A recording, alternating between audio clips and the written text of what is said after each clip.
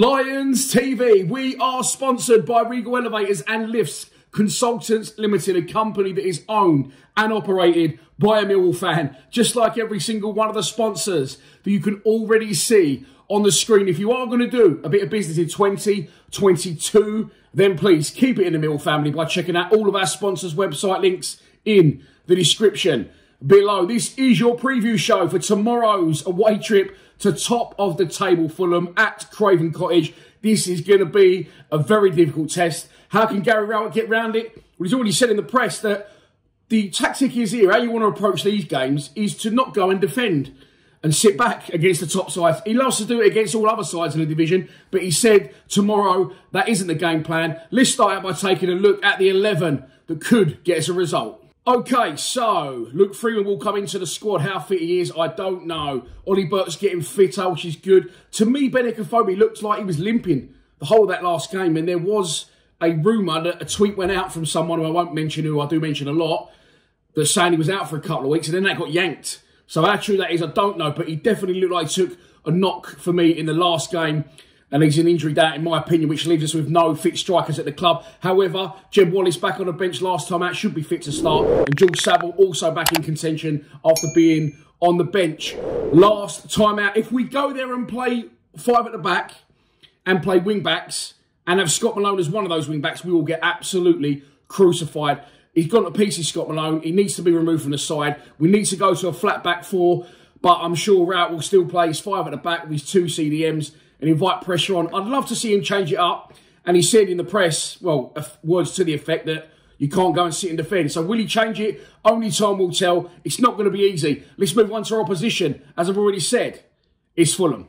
Managed by Marco Silva, they are absolutely flying high at the top end of the division. 5 points clear of Blackburn in second place with 2 games in hand on Rovers, and they are an absolute fire in the division. In case you didn't know, they've won 4 of their last 5 league games, scoring 23 goals in the process. A 7-0 win away at Reading, 6-2 wins at home to Bristol City and someone else who I can't even remember. Last time out they did draw 1-1 against Blackpool. I watched that on Quest, on the highlights of it, and Blackpool did give a good account of themselves on that day. They did go and try and make a game of it, and we have to try and do that tomorrow. It's not going to be easy. I don't think it's going to be the result a lot of you are expecting. And of course, we've got to try and contain Mitrovic. He will be the one to watch tomorrow night at Craven Cottage. He's already on 30 goals for the season, and he'll be looking to add to his tally. So this is your pre-match prediction. And here we go. As I said, I don't think it's going to be the drubbing everyone thinks it's going to be. When we played them a couple of years ago, and Neil Harris at Craven Cottage, they had like 80% possession. It's not an easy place to go. It's not an easy task for any manager. But these are the games we usually go to and don't do too bad. Look back at Bournemouth away a couple of years ago. We all thought we was going to get hammered. And we ended up winning it late on, didn't we, through Kenza Hall, getting a good result that night. So it's going to take a monumental performance from the Lions to stay in this game. I'm going for a 2-1 Fulham win. I'm not being negative. I've heard all sorts of silly scorelines. But as I said, these are the type of games we don't usually do too bad. Will I take a 2-1 win? Well, it's still a loss, isn't it? You've still got to take the L.